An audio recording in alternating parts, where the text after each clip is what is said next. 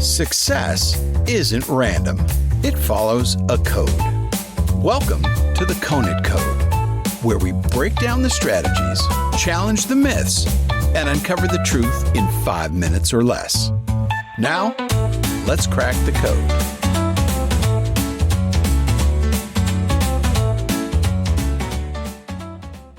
Winter in Massachusetts is unforgiving. Snow piles high, winds hollow through the streets, and for athletes, especially those eager to stay in peak condition, it's a prison of frost and stagnation. But in 1891, a small training school in Springfield, a man named Jim faced a different kind of storm, one that would not only test his wits, but his ability to create something out of nothing. His name, James Nesbitt, a Canadian immigrant, a theologian, and a newly minted physical education instructor. He had just landed a job at the International Men's Young Christian Association Training School, what we now know as Springfield College. But what he didn't know was his first assignment would change the course of sports history forever. The school's director, Luther Gulick, had a challenge for him. It wasn't just about keeping students active during the brutal New England winter. It wasn't about simple calisthenics or gymnastic drills. No, Gulick wanted something more. He wanted a game, a new kind of competition, one that could be played indoors, keep athletes in peak form, and demanded both strategy and teamwork, something to bridge the gap between football in the fall and baseball in the spring. A simple request, but an impossible task, because nothing like this existed. Nesbitt knew that if he failed, the winter months would remain a dead zone for athletes, a time where rust formed, momentum was lost, and discipline of competition faded.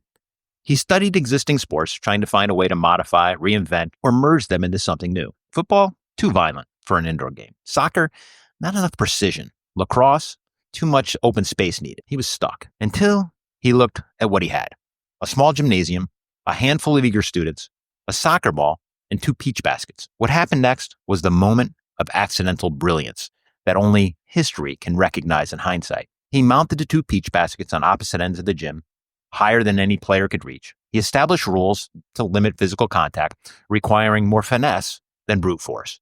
He made passing the key to the movement, because dribbling, as we know it, didn't even exist yet. And that, a simple idea, turned into a revolution. The first game was chaos. Players wrestled, shoved, tackled each other. Old habits from football and rugby refused to die easily. It was an ugly mess, until Nesbitt refined the rules, re-emphasizing movement, skill, and precision. And something remarkable happened. Players began to strategize. They worked together. They passed the ball, aiming for the peach baskets as it was second nature. A sport was born. What started as a simple winter conditioning game exploded into a national obsession. From YMCA gyms across the country to high school courts, from college rivalries to professional leagues, the game Jim Nesbitt invented in the dead of winter became a sport that dominates every season. And today, basketball isn't just a game. It's a global industry, a billion-dollar empire, the foundation of some of the most legendary sports figures in history, all because one man refused to accept the long, dead winter, and because one man found a solution when none existed, all because James Nesbitt saw possibility in a pair of peach baskets. The lesson? Some of the greatest innovations don't start as grand ideas. They start as problems. The question is, when the winter sets in and conditions look impossible, do you sit still or do you grab a ball and start something new? Because every invention, every great business, every great movement starts with someone looking at an empty space and seeing what could be. And that, my friends, is the Conant Code. That's it for this episode of the Conant Code.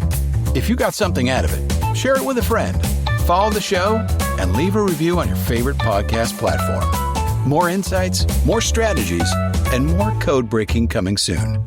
Until next time, keep thinking, keep building, and keep pushing forward.